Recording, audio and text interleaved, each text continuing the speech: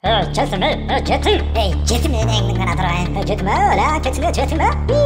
Жетім десің, жетім. Жетім, жетім, жетім.